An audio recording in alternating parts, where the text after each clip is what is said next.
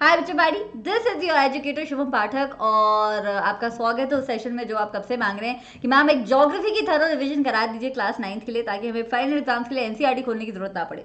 तो आ गया है ये मच अवेटेड सेशन। आज हम करने वाले हैं आपकी क्लास 9 ज्योग्राफी की पूरी रिवीजन, पूरी एक्सप्लेनेशन, रिवीजन, सारे इंपॉर्टेंट क्वेश्चन, सब कुछ। राइट तो इस सेशन को लाइक करना मत भूलना और अपने दोस्तों के साथ शेयर करना मत भूलना, क्योंकि ज्योग्राफी जो है सोशल साइंसेज के उन चारों सब्जेक्ट्स में से भी सबसे डिफिकल्ट है क्लास 9th में। क्लाइमेट चैप्टर जो है उसमें, है ना। तो चलो आगे चलते हैं जल्दी से। और मैं आपको रिक्वेस्ट कर रही हूँ कि आप हमारा टेलीग्राम चैनल जरूर ज्वाइन करें। livedaily.me/chat पे जाके Unacademy class 9th and 10th का पार्ट बनिए। अगले साल भी आपको यहीं पे रहना है। क्लास 10th में मैं आपको बायोलॉजी और एसएसटी दोनों पढ़ाऊंगी। और हमारी लर्निंग ऐप डाउनलोड नहीं किया है तो भाई क्या कर रहे हैं, लर्निंग ऐप को डाउनलोड करिए। आपको कुछ नहीं करना है, आपको ऐप स्टोर पे जाना है। आप ये एंड्रॉयड में भी कर सकते हैं और एप्पल के फ़ोन्स में भी कर सकते हैं, iOS में भी कर सकते हैं। और आपको अनअकैडमी लर्निंग ऐप जो बिल्कुल फ्री है बच्चा, इसको डाउनलोड करना है। डाउनलोड करके आपको खुद को रजिस्टर कराना है और रजिस्टर कराते ही क्लास 9 जैसे ही आप सिलेक्ट करोगे आपको एक फीचर्स दिखेगा ऐसा, स्पेशल क्लासेस वाला। इस फीचर को आपको सिलेक्ट करना है और फिर आप सारे टीचर्स की सारी स्पेशल क्लासेस जो फ्री होती हैं बच्चा वो देख सकते हो, जिसमें हम ऑलरेडी आपको सब कुछ पढ़ाने की कोशिश करते हैं। जब बाई चांस आपको लगता है कि नहीं बिल्कुल ही 100/100 चाहिए, डाउट सॉल्व करवाने हैं, एकेडमिक मेंटोर चाहिए और थोड़ा आर्ट वगैरह भी सीखना है, तो आप आइकॉनिक सब्सक्रिप्शन ले सकते हो। नॉर्मल वाला सब्सक्रिप्शन भी अवेलेबल है जिसमें थोड़े से कम फीचर्स हैं। ये सब्सक्रिप्शन आप ले सकते हो 12 मंथ्स के लिए 15,000 रुपीज़ में। इस 15,000 पे आपको एक्स्ट्रा 10% डिस्काउंट, मतलब कि 1500 रुपीज़ का डिस्काउंट मिलता है मेरे कोड से, जो कोड है SHUB HLIVE। और मेरे फ़ोन पे आती है तुरंत के तुरंत आपके नाम के साथ नोटिफिकेशन। और इसके साथ आइकॉनिक सब्सक्रिप्शन के फीचर्स ज़्यादा हैं, इसलिए इसका प्राइस भी थोड़ा ज़्यादा है। लेकिन इस पे भी जो भी प्राइस यहाँ पे लिखा है उस पे आपको 10% डिस्काउंट ज़रूर मिलता है with the same code. Shubham ma'am का code is Shubh SHUBH। And because the platform पे हम आपको लाइव पढ़ाते हैं तो Shubh live is the code.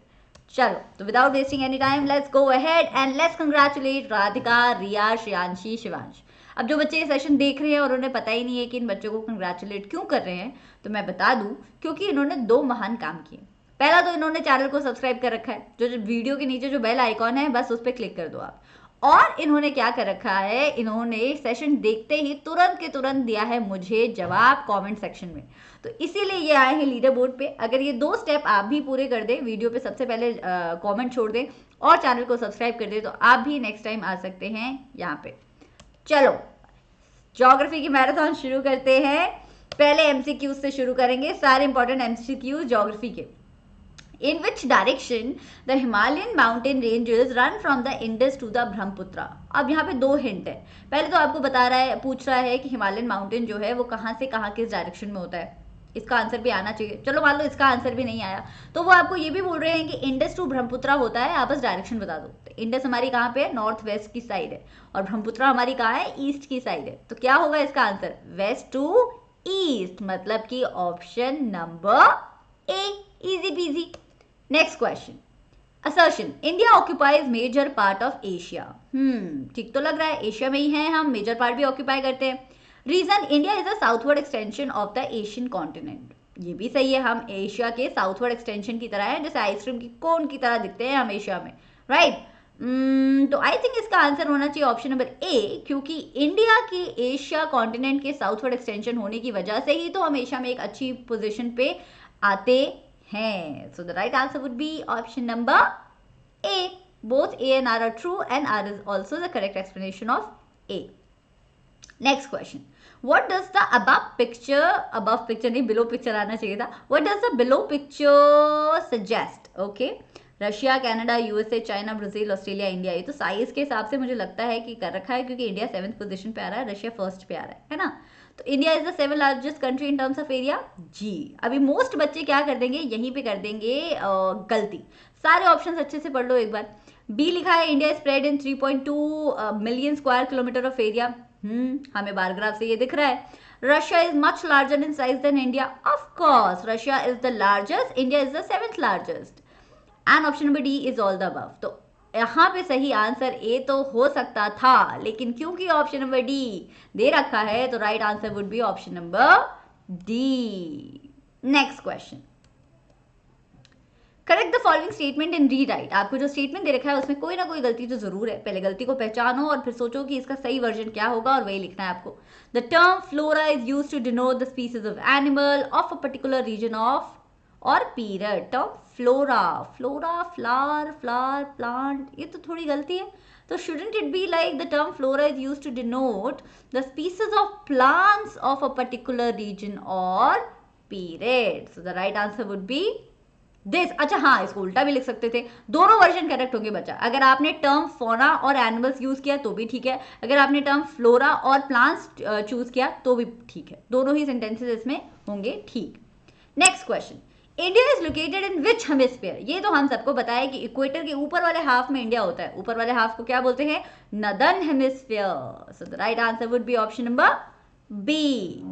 Next question, the Indian desert lights towards the western margins of the Indian desert. Western margin किसके western margin पे lie करता है? शिवालिक हिल्स के, जयंतिया हिल्स के, अरावली के या फिर खासी हिल्स के? अरावली तो गुजरात से लेके दिल्ली तक होता है और आपका शिवालिक तो हिमालयाज में होगा, जयंतिया तो नॉर्थ ईस्ट में होगा, खासी भी नॉर्थ ईस्ट में होगा। So I think the right answer should be Aravalli. तो ऐसे ऑप्शन एलिमिनेट करके भी आप अपने सही आंसर तक पहुंच सकते हो। Next question, match the following. Rajasthan दिया है, आंध्र प्रदेश है, केरला है, मिजोरम है और इसके साथ में क्या दे रखा है? Tropic of Cancer passes through it, located on the west coast, located on the east coast, north of the Tropic of Cancer, north of the Tropic of Cancer, Tropic of Cancer passes through it, Tropic of Cancer इनमें से तो आपकी दो जगह से निकलती है, located on the west coast, west coast पे हमारा केरला है, located on the east coast, north of the Tropic of Cancer। तो हमारा वेस्ट कोस्ट पे केरला है, ये तो पक्का पक्का हो गया है तय। तो सी पे होना चाहिए 2, तो इसका तो ऑप्शन नंबर बी ही बना। Yes, the right answer is option number B. देखा, एक से ही पता चल गया आपको, अगर एक पे भी कॉन्फिडेंट थे। अगर एक से नहीं पता चलेगा तो अगर दो में भी कॉन्फिडेंट हो तो आपको जरूर आ जाएगा answer.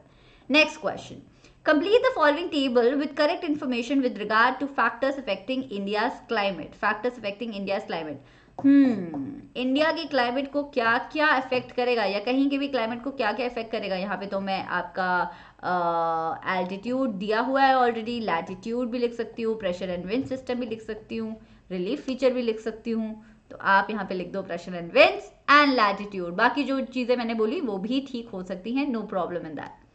Next question, arrange the following regions of the northern plain in the sequence from the north to south. ये थोड़ा डिफिकल्ट है, 3 नंबर का क्वेश्चन भी आता होता है कि नॉर्दर्न प्लेन्स के ये चारों रीजन्स के बारे में लिखिए। तो बच्चा आप याद करो कि पहाड़ों के नीचे आके नदियां गुम हो जाती थी, अंडरग्राउंड हो जाती थी, राइट? तो वो कौन सा रीजन होता था? भब्बर रीजन होता था। तो थर्ड तो आएगा नंबर 1 पे।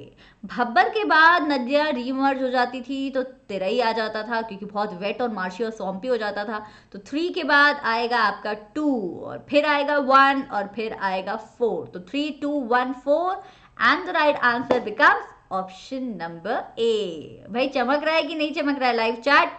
What are you up to, बताओ मुझे। Next question, during cold weather season which wind prevails over the country? ठंडे सीजन में कौन सी हवा जो है कंट्री के ऊपर प्रिवेल करती है? ठंडे सीजन में मतलब विंटर सीजन में जो ड्राई हवाएं चलती हैं उनका नाम होता है नॉर्थ ईस्ट ट्रेड विंड्स। भाई साउथ वेस्ट होती हैं वो तो गर्मी में चलती हैं, वो अपने साथ मानसून लेके आती हैं और वो जब रिवर्स कर लेती है अपना डायरेक्शन, क्योंकि मानसून में तो रिवर्स ही होता है विंड्स का डायरेक्शन, तो वो नॉर्थ ईस्ट ट्रेड विंड्स होती हैं जो विंटर्स में चलती हैं, जो लैंड टू सी होती है तो ड्राई विंड्स होती है कि नहीं? Next question, correct the following statement and rewrite. Weather refers to the sum total of weather conditions and variations over a large period, large area for a long period of time। अभी weather को हटा के यहाँ climate कर दो तो पूरा sentence ठीक हो जाए, या फिर अगर वेदर ही रखना है वहां पे तो फिर आप over a small area for a small period of time कर दो, दोनों सेंटेंसेस ठीक होंगे। यहाँ पे मैंने आपको क्लाइमेट वाला लिखा है लेकिन दूसरा वाला भी आप पेपर में लिख सकते हो। Next question, match the following. Tropical evergreen forest, tropical deciduous forest, thorn forest and scrub, montane forest, tropical evergreen forest, tropical deciduous, tropical deciduous में तो पक्का टीक होता है, और tropical thorn and scrub and mountain forest में pine होगा, तो D का तो 4 होना चाहिए, एंड ट्रॉपिकल डेसिडियस का टीक होना चाहिए। ये दो तो मुझे पक्का पक्का यकीन है, राइट। अगर मुझे बाकी नहीं भी आते तो ये दोनों तो मुझे पक्के पक्के आ रहे हैं, आपको कोई और पक्के पक्के आ सकते हैं। सो उस दो से आपको पता चल जाएगा कि आपका राइट आंसर क्या है। जैसे मुझे पता चल गया कि यहाँ पे राइट आंसर आना है option number C. Next question, which of the following नहीं, which of the atmospheric conditions govern the climate and associated weather conditions in India? Pressure and surface wind, upper air circulation, western cyclonic disturbances and tropical cyclones। भाई India का जो climate है या weather है वो हम जानते हैं कि इन तीनों चीजों पे शायद करता है डिपेंड। तो right answer would be easy PG, all the above या all of the above. Next question, India does not share boundaries with which of the following countries. Boundaries share नहीं करता, नेबर और बाउंड्री शेयर करने में difference होता है। Neighbour तो हमारे हो सकते हैं, लेकिन नेबर तो सी शोर मतलब सी पे भी हो सकते हैं ना, सी को पार करके भी आप जा सकते हो। बाउंड्री मतलब लैंड बाउंड्री, तो बांग्लादेश से तो हमारी लैंड बाउंड्री पक्का पक्का शेयर होती है, देखा नहीं है, बिल्कुल वेस्ट बंगाल के साइड में। मालदीव्स तो हमारा आइलैंड कंट्री है, तो हम उसके साथ बाउंड्री कैसे शेयर करेंगे। चलो कोई नहीं, बाकी एक बार ऑप्शन देख लेते हैं। नेपाल पक्का बाउंड्री शेयर होती है भाई, यूपी बिहार वहीं पे तो है। म्यांमार से भी हम शेयर करते हैं बाउंड्री नॉर्थ ईस्ट में, तो the right answer would be option number B. अब देखो मुझे राइट आंसर पहले से पता था, लेकिन फिर भी एक बार कंफर्म कर लेना, सारे ऑप्शंस को पढ़ के थोड़ा सा अच्छा माना जाता है, थोड़ा स्मार्ट होता है। Next question, assertion, the Eastern Ghats are discontinuous and irregular. अरे बिल्कुल सही है, ये तो फीचर है इनका। Reason, the Eastern Ghats are cut by the rivers flowing into the Bay of Bengal. ये भी सही है। डिसकॉन्टिन्यूअस क्यों होंगे, क्योंकि बीच बीच में आ जाती हैं नदियां। तो both A and R are true and R is also the correct explanation of A. चमका क्या बोलती पब्लिक, लाइव चैट आ रहा है समझ। Next question, the phenomena of October heat is the characteristic feature of which season?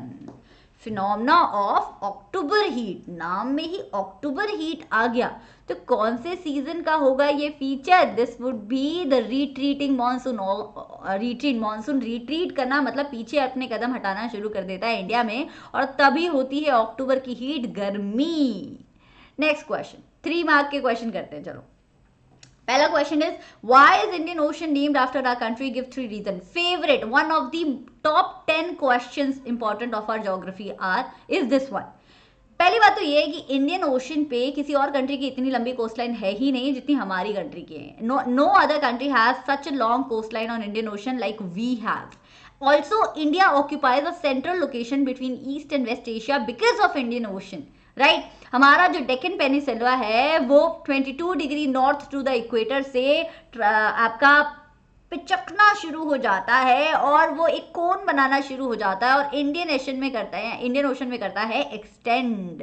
तो India, आप इसमें ये भी लिख सकते हो कि इंडिया इंडियन ओशन को यूज करके बहुत सेंचुरीज से करता आ रहा है दुनिया में ट्रेड, इवन सिल्क रूट के टाइम से, और इसीलिए हमने उस ओशन का नाम रख दिया है इंडियन ओशन।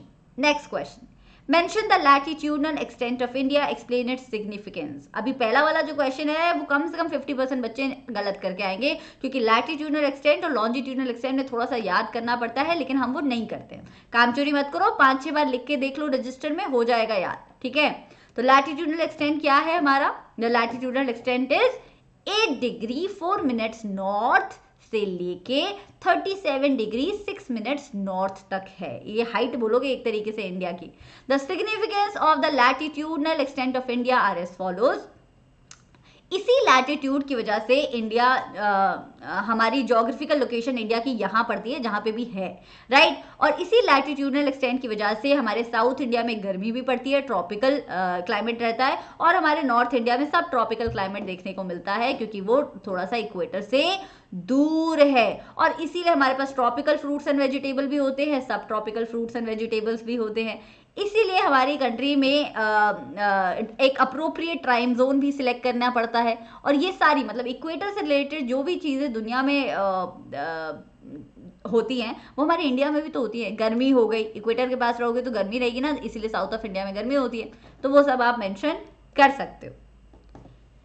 अच्छा, तो ये क्वेश्चन है, name 3 sections into which the northern plain has been divided, write one feature each. अब आप देखो क्वेश्चन में 4 नहीं पूछे हैं, आपसे पूछे हैं 3 बता दो।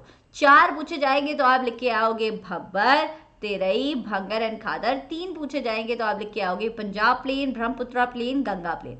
पंजाब प्लेन जो है वो वेस्टर्न नॉर्थ पार्ट के, नॉर्दर्न प्लेन के वेस्टर्न पार्ट का हिस्सा है, मतलब पंजाब उसी साइड है ना। ब्रह्मपुत्रा प्लेन जो है वो आपका नॉर्थ ईस्ट में है, बोले तो स्टेट ऑफ असम।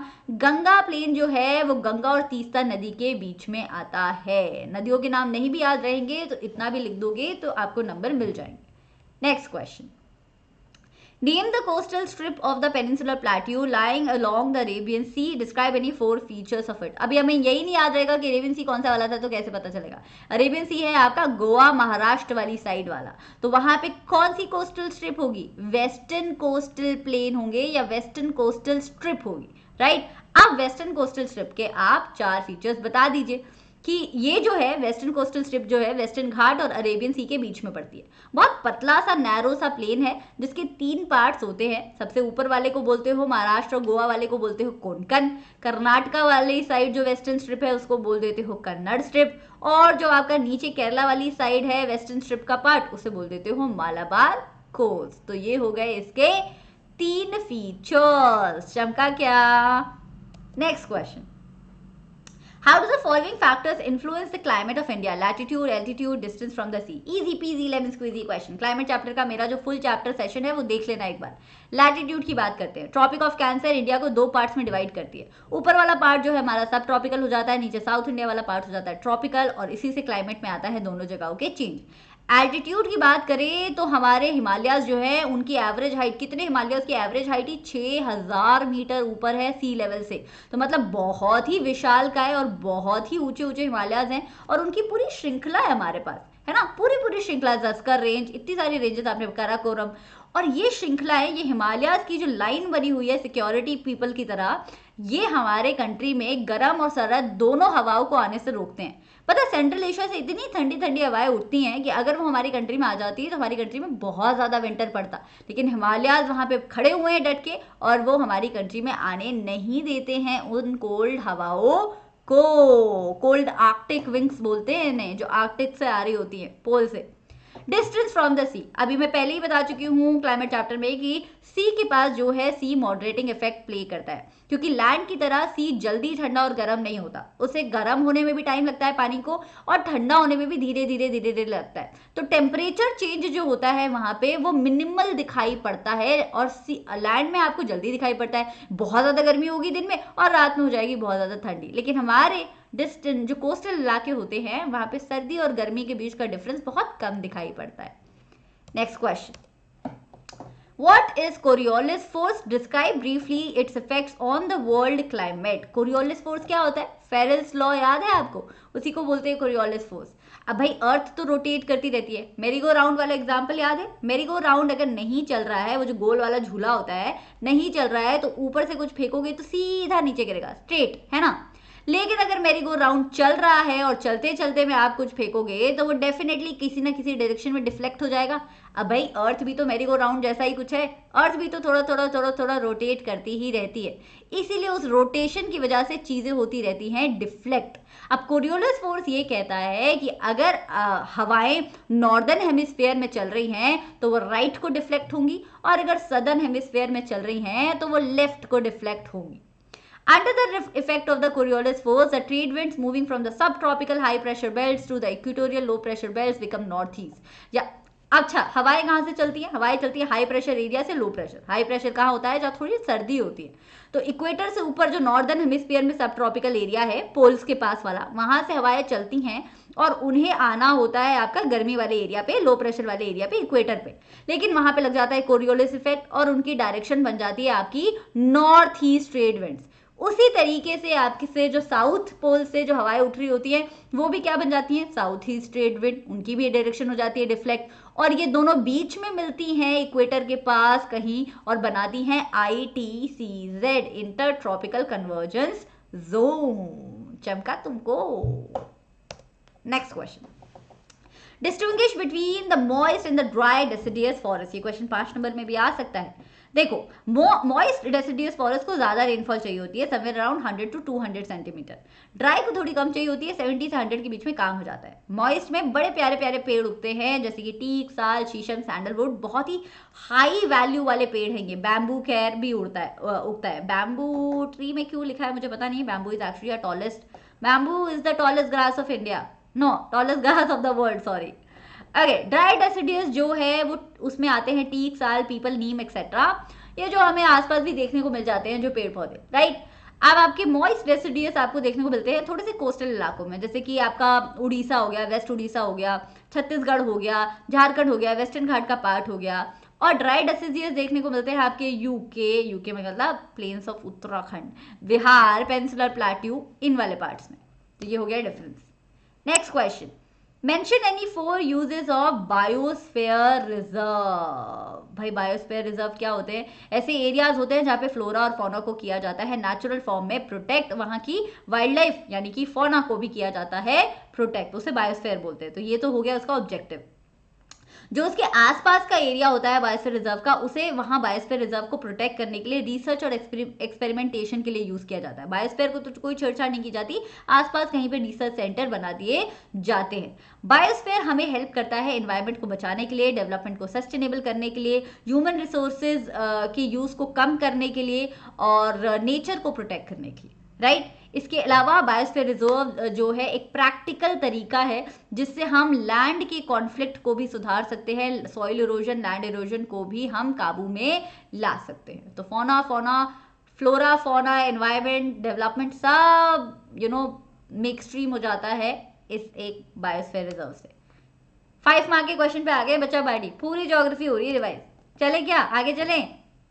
चलो, what was the contribution of land routes to explain to India in ancient time? Explain what was the contribution of the land routes? Okay, land routes की बात करें तो देखो भाई, ऐसा है कि जब टेक्नोलॉजी बिल्कुल ही नहीं थी, मतलब इतनी भी टेक्नोलॉजी नहीं थी दुनिया में कि हम शिप्स बना पाते, तब से हमारे लैंड बाउंड्रीज जो हैं, हिमालयस के बीच के जो पासेस हैं, वो हमें अपनी नेबरिंग कंट्रीज से कनेक्ट किए हुए हैं, राइट। एंशिएंट टाइम से ही वो लैंड रूट जो हैं हमें कमोडिटीज यानी कि चीज़ों का और आइडियाज़ का एक्सचेंज करने में हेल्प करते हैं। हमारी कंट्री के रामायणों की बातें, उपनिषद की बातें, गीता की बातें पूरी दुनिया को पता है, क्योंकि कोई ना कोई वहाँ के जो ट्रैवलर्स हैं इंडिया आते थे लैंड रूट्स के थ्रू और यहाँ से नॉलेज लेके जाते थे, या फिर हमारे यहाँ से लोग जाते थे और नॉलेज इंपार्ट करते थे वहाँ पे जाके।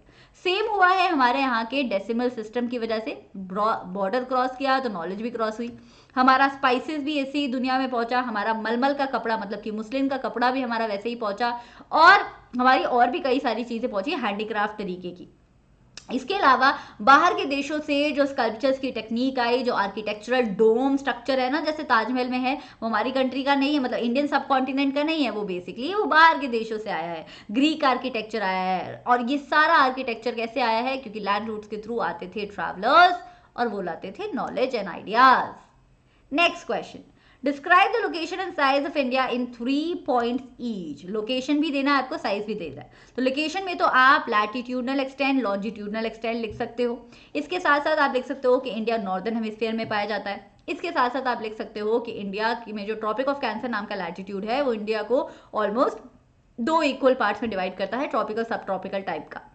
साइज की बात करते हैं तो इंडिया का साइज कितना होता है? 3.28 मिलियन स्क्वायर किलोमीटर। बोले तो दुनिया के पूरे एरिया का 2.4% हम खुद ऑक्यूपाई करते हैं। रशिया होगा लार्जेस्ट कंट्री, लेकिन हम भी 7th largest country in terms of area जरूर है। हमारे पास बहुत बड़ी लैंड बाउंड्री है, समवेयर अराउंड 15,200 किलोमीटर। उसके आधे टाइप हमारे पास कोस्टल लाइनिंग भी है, यानी कि समवेयर अराउंड 7,500 किलोमीटर। और हमारे पास आइलैंड्स भी है भाई, अंडमान भी है, निकोबार भी है, और हमारे पास लक्षद्वीप भी है। तो ये हो गया हमारा size. Next question, right a note on corals. ये क्वेश्चन अभी तक आपको नहीं कराया गया था, अब इस सेशन में हो रहा है। कोरल्स क्या होते हैं बच्चे? स्मॉल सेडेंटरी मरीन एनिमल्स होते हैं जिनका जो स्केलेटन होता है वो कैल्केरियस होता है। ये नीचे जो सी बेड के पास जो वार्म शैलो वाटर होता है उसमें रहते हैं, और एक नहीं रहते हैं, ये कॉलोनीज में रहते हैं, झुंड में रहते हैं, और इसीलिए इन्हें बोला जाता है कोरल रीफ्स, इनके झुंड को। The secret hard rock-like substance they secrete, the coral secretion and the skeletons form coral deposit in the form of the reefs, और ये जो हैं अपने साथ साथ एक सिक्रीशन देते हैं हार्ड रॉक लाइक स्ट्रक्चर का, और उस सिक्रीशन से क्या है, सी बेड पे आपको वो जो सुंदर सुंदर आर्किटेक्चर देखने को मिलते हैं ना, पोरस पोरस, वो ये बना लेते हैं कॉरल डिपॉजिट करते करते in the form of reefs, और वो बहुत सुंदर लगता है। They are mainly of 3 kind, barrier reef बनाते हैं, फ्रिंजिंग रीफ बनाते हैं, या एटॉल्स बनाते हैं। आप इनकी इमेजेस गूगल कर सकते हैं, दे आर ब्यूटिफुल। हमारे कंट्री में जो है ऑस्ट्रेलिया में ग्रेट बैरियर रीफ देखने को मिलती है, और लक्षद्वीप आइलैंड में भी आपको कॉरल्स देखने को मिलते हैं जो बहुत फेमस है। थोड़ा बहुत आपको अंडमान में भी देखने को मिलते हैं। Next question, the Indian land mass shows great physical contrast, explain the statement. क्या लिखना है इसमें? ये बोल रहा है कि इंडिया में ना बहुत अलग अलग तरीके का फिजिकल कॉन्ट्रास्ट है, तो इसमें आप कुछ भी लिख दो। आप इसमें लिख दो हमारे पास हिमालयाज भी हैं, थोड़ी हिमालयाज की तारीफें डाल दो। हमारे पास पेनिसुलर इंडिया है, पेंसुल प्लेट्यू जो गोंडवाना लैंड का पार्ट हुआ करता था, जो बहुत पुराना था, उसकी तारीफें डाल दो। हिमालयस की थोड़ी और तारीफें डाल दो कि 2400 किलोमीटर लंबे हैं, वेस्ट से लेके ईस्ट तक, इंडस से लेके ब्रह्मपुत्रा तक खड़े हुए हैं बिल्कुल हमारे कंट्री को प्रोटेक्ट करते हुए। इसमें आप डाल दो कि हिमालयस के फुट पे हमें नॉर्दर्न प्लेन्स मिलता है जो हिमालयन रिवर्स के डेपोजिशन से बना है। नॉर्दर्न प्लेन भी भाई 4 तरीके का है, भब्बर, तेरई, भंगर एंड खादर। इसके अलावा हमारा जो डेक्कन प्लेटू है वो 2 पार्ट्स में डिवाइडेड है, सेंट्रल हाईलैंड एंड आपका पेनिनसुलर इंडिया 2 पार्ट्स में डिवाइडेड है, central highland and Deccan plateau. हमारे पास थार डेजर्ट भी है, हमारे पास आइलैंड भी हैं, अंडमान निकोबार, लक्षद्वीप। इनफैक्ट हमारे पास और क्या है, वेस्टर्न घाट हैं, ईस्टर्न घाट हैं। हाँ, ये सब मेंशन कर सकते हो, 2-2 तारीफें कर सकते हो, बस इस क्वेश्चन में हो जाएगा आपका। Next question, what are the major controls of the climate, explain them। major controls of the climate of specifically India नहीं पूछा है, वरना आप Tibetan plateau, Madagascar, IT season वाले पॉइंट्स लिखते। नॉर्मल कंट्रोल्स पूछा है बच्चा, तो आप इसमें लिख दोगे latitude, altitude, continentality, ocean currents, pressure and wind system, ये सब कुछ। आपको पता है लैटिट्यूड से क्या होता है? लैटिट्यूड से इक्वेटर के पास आप जितना रहोगे टेम्परेचर उतना ज़्यादा होगा उस जगह का, जितना इक्वेटर से दूर जाते रहोगे, चाहे वो ऊपर की साइड, नॉर्थ की साइड, या नीचे की साइड, साउथ की साइड, वहाँ टेम्परेचर होता रहेगा कम कम कम कम। इसीलिए इक्वेटर के पास वाले एरिया को हम ट्रॉपिकल एरियाज बोलते हैं, है ना। अब हाई एल्टीट्यूड से क्या होता है? जैसे जैसे सी लेवल से आप ऊपर जाते जाओगे वैसे वैसे टेम्परेचर होता जाएगा कम और प्रेशर हो जाएगा ज़्यादा। नहीं, टेम्परेचर भी कम होता है लेकिन प्रेशर भी कम होता है। ऐसा क्यों?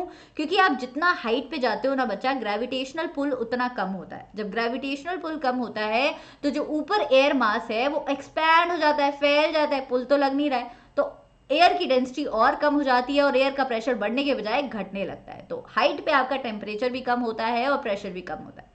अब हमारा प्रेशर और विंड सिस्टम आपको पता ही है। प्रेशर और टेम्परेचर जो है आपस में दुश्मन होते हैं, जानी दुश्मन। जहाँ टेम्परेचर ज़्यादा वहाँ pressure come, except for the mountains. जहाँ टेम्परेचर ज़्यादा वहाँ प्रेशर कम, और जहाँ प्रेशर ज़्यादा वहाँ टेम्परेचर कम। तो जब गर्मियाँ होती हैं तो लैंड पे टेम्परेचर सी के मुकाबले बहुत ज़्यादा होता है, तो मतलब टेम्परेचर ज़्यादा है तो वहाँ क्या होगा? प्रेशर कम होगा, तो हवाएं चलती हैं सी से लैंड की तरफ। हवाएं हमेशा हाई प्रेशर से लो प्रेशर चलती हैं, तो सी से लैंड की तरफ जब चलती है तो अपने साथ पानी लेके आती हैं, बरसात लेके आती हैं, और उसका उल्टा हो जाता है आपका सर्दियों में। मॉडरेटिंग इफेक्ट ऑफ द सी मैं ऑलरेडी बता चुकी हूँ। ओशन करंट्स का भी फंडा सेम ही है। ओशन करंट्स अगर गर्म होंगी, ठंडी होंगी, तो उनके ऊपर की हवाएं जो होंगी वो भी गर्म और ठंडी हो जाएंगी, और जब वो ठंडी हो जाएंगी तो आपकी वो हवाएं लैंड की तरफ चलेंगी और वहां का टेम्परेचर और क्लाइमेट भी चेंज होता रहेगा। सिंपल फंडा। Next question, describe various sources of rainfall other than monsoon that take place in India. India में मानसून के अलावा और क्या सोर्सेज है हमारे रेनफॉल के, वो बता दीजिए। कितना tricky question. Tropical cyclones. Tropical cyclones जो है इंडिया में बहुत हैवी रेनफॉल लाते हैं, specifically eastern coast of India, Tamil Nadu में, उड़ीसा वाली साइड पे ये साइक्लोन्स बहुत हंगामा भी करते हैं। Rainfall might occur for a brief time due to the formation of convective cloud. This is mostly in the interior landmass. कभी कभी क्या होता है, बिल्कुल इंटीरियर लैंडमास, मतलब सी से बहुत दूर, लेट्स से हरियाणा पंजाब वाली साइड पे, इतने ही दूर पे आपके कन्वेक्टिव क्लाउड्स बन जाते हैं बच्चा, जो टेम्परेरी होते हैं और ये टेम्परेरी बरसात ला सकते हैं। Local water bodies create an impact on the pressure and wind system through evaporation causing rains to occur. Local bodies होंगी, जैसे कोई बहुत बड़ी लेक हो गई या रिवर हो गई, उनसे भी पानी इवेपोरेट होता है, तो वो भी आपस में वो लैंड टू सी वाला पॉइंट छोटे छोटे एरिया में प्ले करके थोड़ी थोड़ी बारिश ला सकती हैं। Dust storms also reduce the temperature. जो डस्ट स्टॉर्म आते हैं आपके काल बाक्षी, ओ मैं नाम भूल गई, क्या बोलते हैं उनको, काल बता देना कमेंट्स में। हाँ, तो वो भी अपने साथ थोड़ा थोड़ा रेनफॉल लेके आते हैं। इसके अलावा वेस्टर्न डिस्टर्बेंसेस रेनफॉल कॉज करते हैं नॉर्थ में और north west part of India. ये साइक्लोनिक डिस्टर्बेंसेस की बात हो रही है और जेट स्ट्रीम्स की बात हो रही है। ठीक है, तो ये 5 पॉइंट्स लिख सकते हो। ये क्वेश्चन चांसेस हैं कि नहीं आएगा, बट जस्ट इन केस इतना डिफिकल्ट क्वेश्चन भी आता है then you should have the answer. तो इसकी पीडीएफ जरूर डाउनलोड कर लेना और इस क्वेश्चन को बिल्कुल प्रिपेयर कर लेना। Next question, in mountainous area there is a change in natural vegetation due to decrease in temperature, justify giving example from different zone। ये कह रहा है कि माउंटेन एरिया में नेचुरल वेजिटेशन का चेंज होता रहता है। नेचुरल वेजिटेशन जैसे जैसे हम ऊपर जाते हैं और टेम्परेचर कम होता रहता है, ये आप जरा एक्सप्लेन कर दीजिए। तो फॉरेस्ट एरिया वाले चैप्टर का है, नेचुरल वेजिटेशन वाले चैप्टर का, और ये बिल्कुल सही बात है। जैसे जैसे हम हाइट पे जाते हैं माउंटेन की, टेम्परेचर कम होता रहता है, लैंड मास भी चेंज होता रहता है थोड़ा सा, और उसी से वेजिटेशन होती रहती है चेंज। तो सबसे नीचे अगर आप शिवालिक की बात करोगे तो वहाँ ट्रॉपिकल डेसिडियस फॉरेस्ट देखने को मिलेगा, वहाँ पे साल के पेड़ देखने को मिल जाएंगे। थोड़ा सा और ऊपर जाओगे 1000 से 2000 मीटर की हाइट पे तो एवरग्रीन फॉरेस्ट देखने को मिलेंगे, जहाँ चीर के पेड़ होंगे और चिल के पेड़ होंगे। और हाइट पे जाओगे 1500 से 3000 मीटर पे तो बहुत ही बिल्कुल ऐसे एकदम कॉनिकल, वो क्रिसमस ट्री जैसे जो दिखते हैं वो वाले पेड़ दिखेंगे, पाइन, सडार, सिल्वर फेयर, स्प्रूस, इस तरीके के, राइट। ड्राई टेम्परेट रीजन होता है ये, कॉनिफेरस ट्रीज देखने को मिलते हैं ताकि स्नोफॉल उन पे खड़ी ना रहे, गिर जाए नीचे। और हाइट पे जाओगे 3600 मीटर या उससे भी ऊपर हाइट पे तो भाई इतनी स्नोफॉल होती है कि वहाँ ट्रीज हो ही नहीं पाते हैं, वहाँ पे छोटी छोटी बुशेस होती हैं, शर्ब्स होते हैं, स्क्रब्स होते हैं। और उससे भी ऊपर हाइट पे जाओगे तो वहाँ बिल्कुल ही वेजिटेशन नहीं दिखेगी, वहाँ तो बहुत छोटा छोटा आपको शायद लाइकेन वगैरह दिख जाएगा या ग्रासेस दिख जाएंगी थोड़ी बहुत कहीं कहीं। तो ये होता है vegetation. Next question, India is rich in its fauna, explain the statement with example. क्या लिखना है इसमें? इसमें हमें अपने एनिमल्स की लिखनी है खूब सारी तारीफें। तो हमारी कंट्री में 90,000 से ऊपर स्पीसीज अवेलेबल हैं एनिमल्स की, जिसमें एलिफेंट्स आते हैं, डियर्स आते हैं, जो नाम आपके पास याद आए, कैमल आते हैं, घड़ियाल आते हैं, लेपर्ड आते हैं, एंटीलोप आते हैं, वन हॉर्न राइनोसिरस आते हैं, जो आए लिख देना, लायंस, टाइगर, सब कुछ। India also has a colourful bird life. Bird life हमारी खुद की भी बहुत अच्छी है, हमारे पास 2000 से ऊपर स्पीसीज है खुद की, और माइग्रेटरी बर्ड्स भी बहुत आते हैं हमारी कंट्री में। भरतपुर वाले नेशनल पार्क में तो बहुत सारे आते हैं। हमारे पास डक भी है, पिजन भी है, पेकॉक्स भी है, पैराकीट्स भी है, क्रेन्स भी है, पैरट भी है, क्रो भी है, बहुत कुछ है। इंडिया का जो फिश स्टॉक है वो पूरी दुनिया का 12% होता है। तो हमारे पास फ्रेश वाटर फिश भी है, मरीन वाटर फिश भी है, हमारे पास एम्फीबियंस हैं, रेप्टाइल्स हैं, ओहो रेप्टाइल से काफी डर लगता है, क्रोकोडाइल्स हैं, टर्टल्स हैं, अपनी खुद की एक क्रोकोडाइल की वैरायटी है जिसको घड़ियाल बोला जाता है, जो सिर्फ इंडिया में पाई जाती है, राइट। सो हमारे पास बहुत भांति भांति तरीके के एनिमल्स हैं। नेक्स्ट क्वेश्चन नहीं है। So this was all for today, I hope you enjoy. Don't forget to share this video with your friends, क्योंकि पूरी ज्योग्राफी आप रिवाइज कर रहे हो बचा। इस मैराथन सेशन में कम से कम आपके पेपर में 20 मार्क्स का आएगा, 20 नहीं तो 18 मार्क्स का तो आएगा ही आएगा। तो don't forget to share it with your friends and this is your homework question, जिसका आंसर आपको मुझे कॉमेंट्स में बताना है अगले सेशन में लीडर बोर्ड पे आने के लिए, स्क्रीन पे आने के लिए। जो सबसे पहले बताएगा वो टॉप 3 टॉप 4 बच्चे आ जाते हैं। 2 क्वेश्चन ये हो गए, दैट्स इट। डोंट फॉरगेट कि अनअकैडमी की लर्निंग ऐप कंप्लीटली फ्री है, ऐप स्टोर से आज ही डाउनलोड कर लो। उस लर्निंग ऐप जो फ्री है उस पर क्विज और भी फ्री है।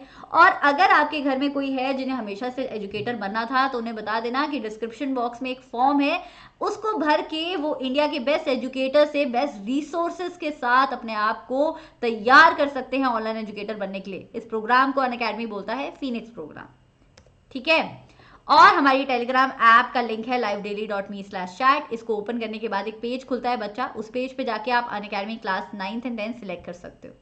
और अनअकैडमी का सब्सक्रिप्शन लेना हो तो मैं आपको ऑलरेडी देती हूँ एक कोड, जिससे आपको एक्स्ट्रा 10% डिस्काउंट मिलता है, SHUBHLIVE।